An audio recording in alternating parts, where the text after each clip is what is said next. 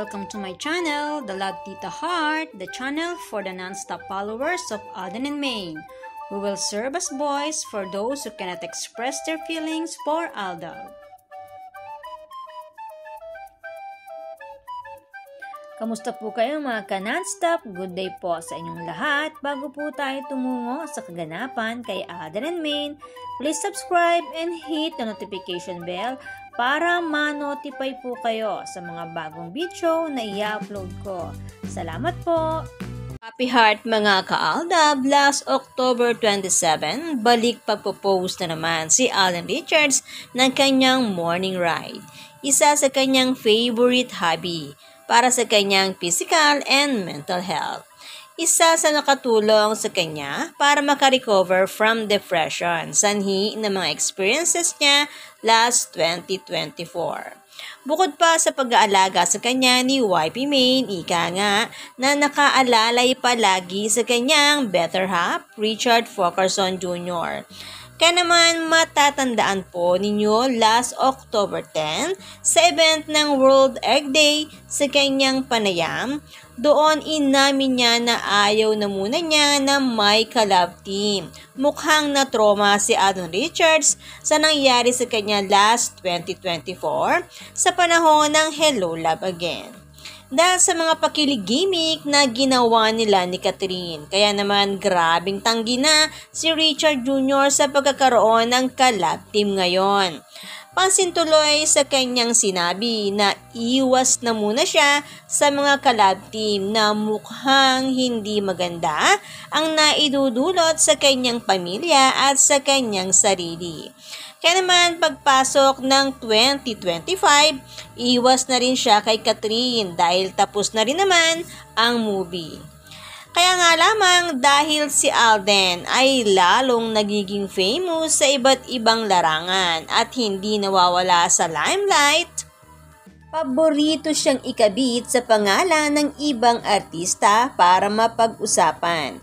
Kaya naman ang masasabi natin dyan, hindi nagkaroon ng kahit nakatiting na interes si Richard Jr. kay Cathy. Pure friendship lang ang kayang ibigay ni Richard Jr. dito.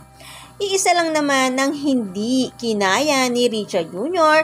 na mawalay sa kanya mula nang maging ka-love team niya ito. At kahit katiting na pag-iwas, hindi niya ginawa dahil sa umpisa pa lang, umibig na. At inibig magpasa hanggang ngayon ni Richard Fokerson Jr. si Mrs. Nicomane Fokerson, ang nag-iisang babae na ipinaglaban ni Tisoy para mapakasalan agad-agad. Kaya naman binabati natin muli ng Happy 9th Wedding Anniversary si Mrs. Nicomane and Mr. Richard Fokerson Jr. and Happy 10th Tamang Panahon, Aldab and Aldab Nation and True-Blooded Aldab Nation. Balik tanaw lang tayo ng kaunti mga ka-Aldab. July 16, 2015 nang unang magkita sa split screen sila Alden and Maine. Umpisa noon, naging excited na ang lahat ng mga fans. Pag-amin nga ni Maine na lagi siyang excited kasi hindi rin niya alam kung anong magaganap sa kanilang dalawa ni Alden sa bawat araw.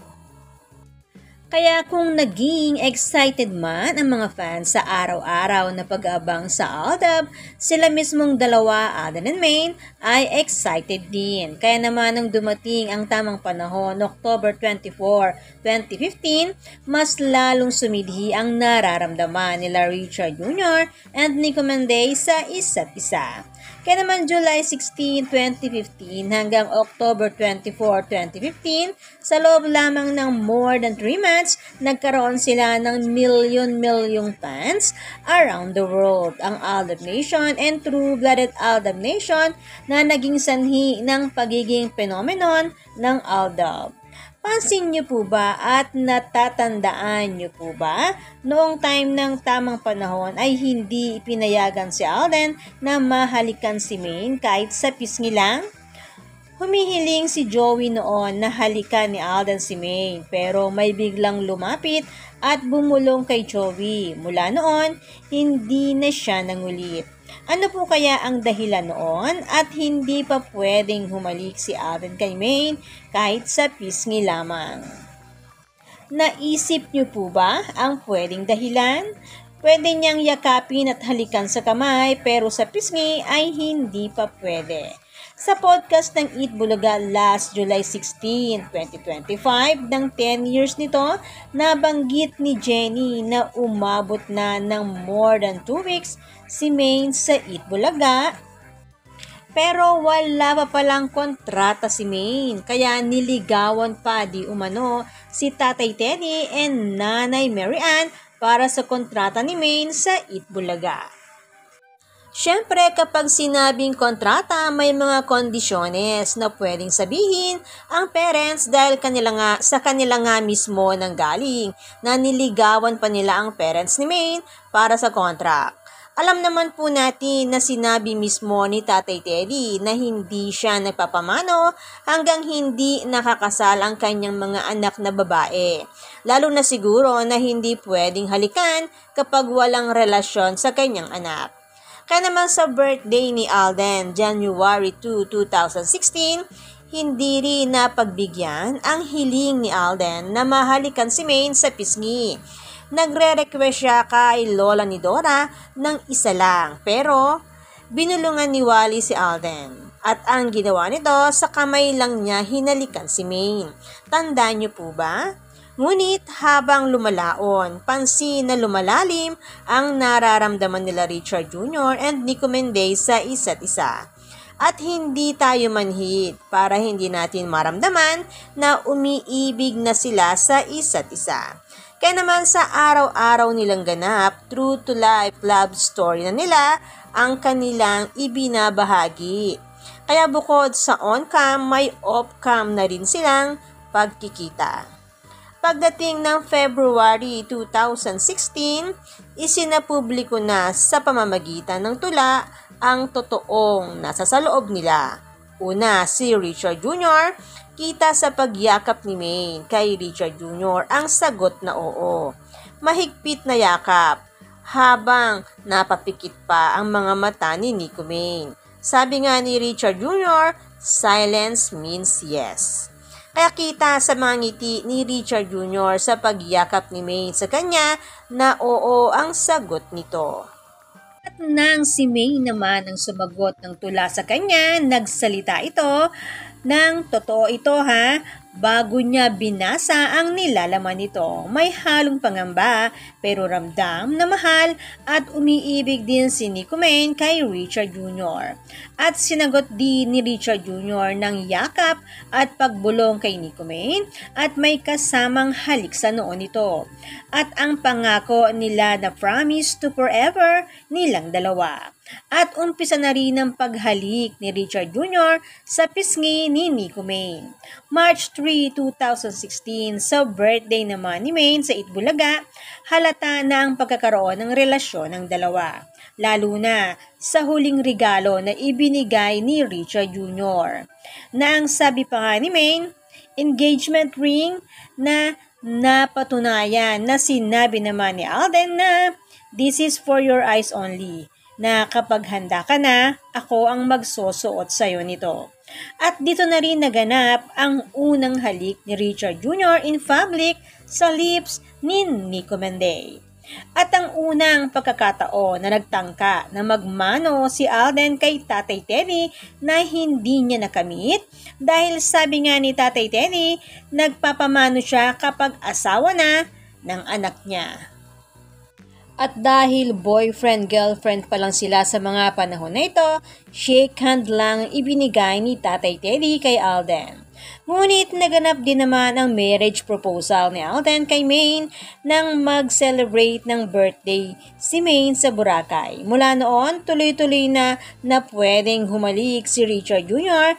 kay Nico Maine sa harap ng television. At pagdating ng October 22, 2016, ikinasal na ng tuluyan sila Richard Jr. and Nico Mendez at namataan na rin ang pagmano ni Richard Jr. kay Tatay Teddy. Natanda ng pagiging manugang niyang tunay si Richard Pokerson Jr. na asawa ni Nico Mendez Pokerson. Ilan lang ito sa mga ganap na tumatak sa pagkakaroon ng ligawan at nauwi sa tunay na kasalan. Sabi nga ni Alden, we're back sa kanyang caption. Pero tayo nagbalik tanaw sa mga istoryang hindi pa nabanggit sa nakaraang podcast ng Eat Bulaga, na sa kanila rin nga nanggaling na hindi scripted or walang script ang bawat tagpo na nangyari sa Eat Bulaga or Kalye Serye. Kaya nga ang tanong ni Alan, Kalye Serye pa ba ito? Ang tanong naman ni Lola ni Dora, aktingan pa ba ito? At ang sagot ni Maine, ang galing mo doon, Lola. Ilang taon na rin ang paghiwalay ng Aldab at umpisahan ng Sarsuela. Ilang taong pananakit ng damdamin at pangloloko ng mga head or utak ng mga Sarsuela. Ngayon, nang dahil sa mga pagbaha at pagiging sangkot sa pagiging kurakot, sa isang iglap biglang nanahimik ang mga Sarsuelista. Ika nga, wala nang mas makahihigit pa sa God's perfect plan. Lumalaki na rin ang mga anak nila. Nawa bago pa dumating ang mga bata sa edad na mahirap na maglihim, nawa tapos na rin ang Sarsuela. Nawa mapanagot ang dapat managot. Samantala, sa iba pang naging ganap ni Alden Richards last October 25, 2025, umattend siya sa birthday party ni Boss Big ng Viva Entertainment. Ano naman kaya ang proyektong napag-usapan nila na susunod sa Out of Order na naging matagumpay naman? October 29, 2025, birthday party naman ng anak ni Joyce Ching, isa sa kasama niya sa Out of Order. October 31, 2025, inilabas na ang first day lineup ng mga artist na unang magtatanghal para sa Wonderful Moments Music Festival. December 6, 2025, na pinangungunahan ni Ellie Buendia and Sara Geronimo Guidicelli at ang Day 2 line-up artist para sa December 7, 2025, na pinangungunahan naman ni Bamboo at ng Bini. Abala ang CEO Richard Fokerson Jr. ng Myriad Entertainment sa pagpapromote ng naturang concert. And October 31 until November 2, 2025, may pag-post si Alden na moving forward soon by Myriad Corporation Events.